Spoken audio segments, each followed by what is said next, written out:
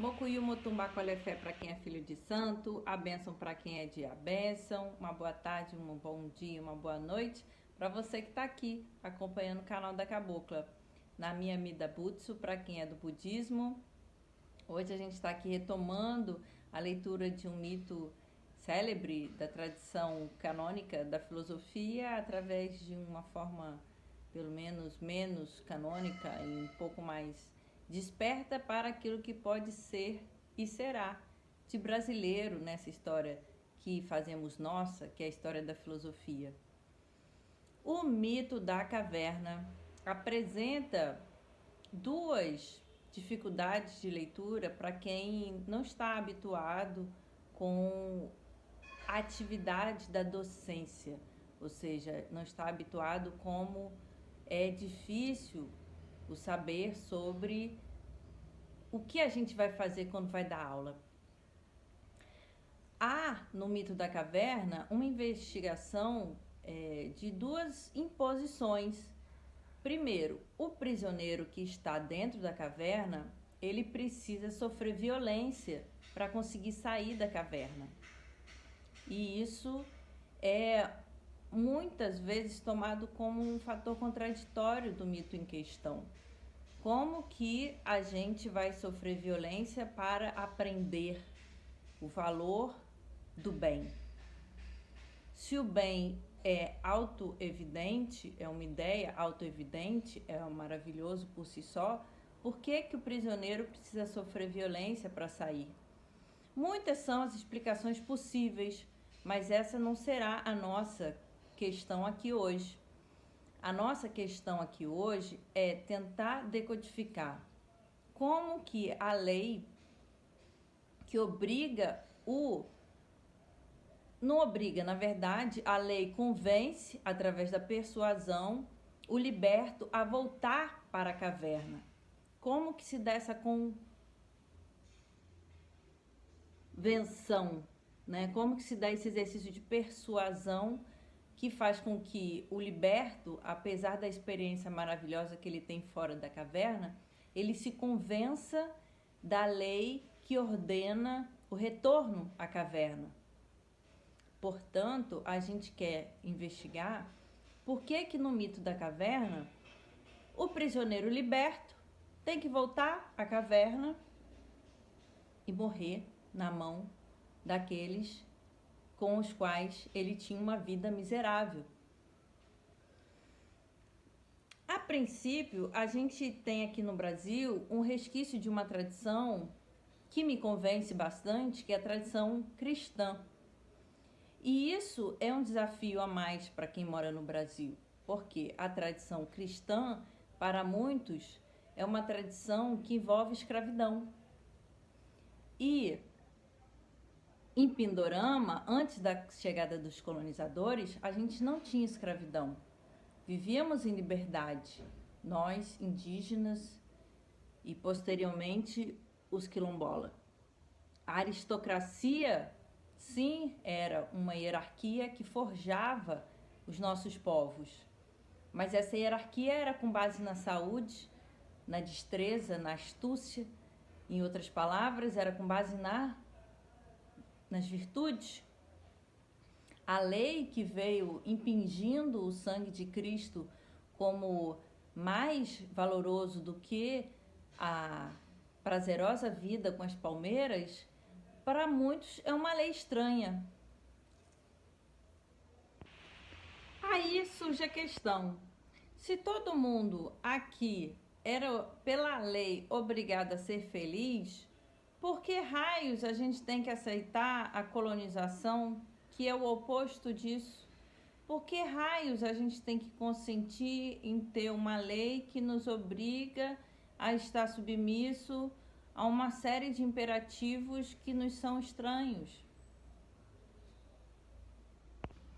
A lei que, segundo Platão, obrigou o prisioneiro que saiu da caverna e se tornou liberto e que se deixou tomar pela maravilha que é a ideia do bem, é uma ideia de produção divina, né? A ideia é divina E foi Deus ele mesmo que viu essa ideia e que produziu o cosmos a partir da ideia do bem.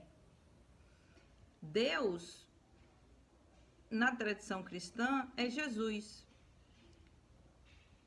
A tríplice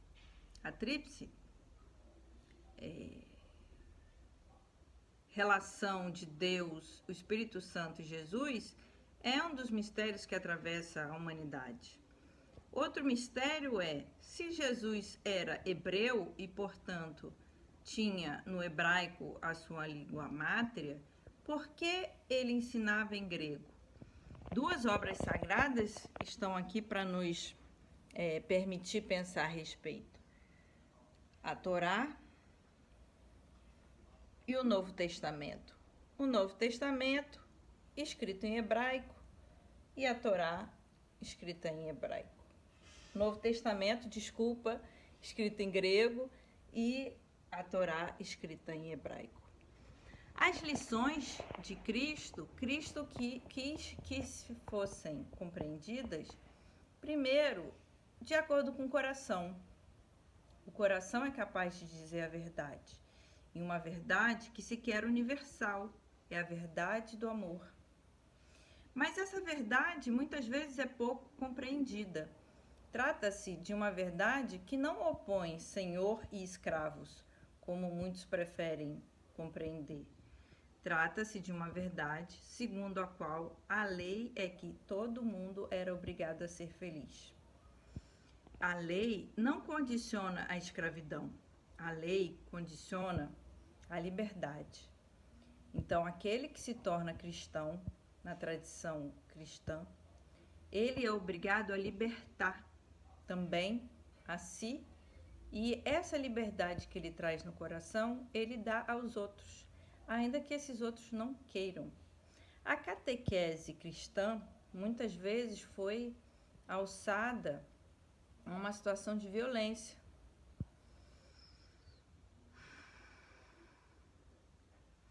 Muito sangue correu de forma desnecessária. De forma nenhuma, nós aqui no canal da Cabocla queremos dar razão àqueles que se utilizam da violência para fazer valer a sua fé. Intolerância religiosa no Brasil é crime e nós aceitamos toda forma de religião. Mais uma vez, a tradição de origem cristã muitas vezes opõe prazer e liberdade. Ou você é livre ou você tem prazer. Ao mesmo tempo, na figura de Cristo, a gente tem uma univocidade. A gente tem um caráter unigênito. É prazer, é liberdade e é a lei. Eu compreendo que essa mesma lei está em atuação no mito da caverna. Quando o liberto tem que retornar à caverna por obrigação, ou seja, pela lei, é porque ele reconhece uma autoridade que faz com que ele tenha direito à maior maravilha, que é o bem, e também que ele tenha direito à maior maravilha, que é ser feliz na cidade, apesar das injustiças. Ele não participa das injustiças, porque não é possível se participar, para usarmos da linguagem platônica, não é possível participarmos da injustiça, só é possível participar-se da justiça. A ideia é aquela que convoca a participação. Então, a ideia de bem nos convoca a participar dessa aventura necessária, que é voltar para dentro da caverna, ainda que a gente não tenha prazer com isso. E é nesse sentido que a gente propõe essa resolução para o mito, que para a gente, enquanto libertos ou possíveis guardiões da liberdade, que é poder filosofar na cidade, ainda que dominada pela tirania, o respeito a esse filosofar nos convoca a ter prazer no ócio, resguardar esse prazer como uma forma não de privilégio. Não se trata de ter o privilégio de fazer filosofia, se trata de um poder que nos faz feliz e que pretende a capacidade da gente ouvir, às vezes, menos a razão e mais o coração. E se o coração ordena que a gente volte para a caverna ou para a sala de aula, a gente vai voltar. É nessa medida que se encontra no mito da caverna, da maneira tupiniquim, nessa terra que preferimos chamar de Pindorama, uma reconciliação entre prazer, liberdade e lei. Aqui será novamente todo mundo obrigado a reaprender a ser feliz ou já nascer sabendo.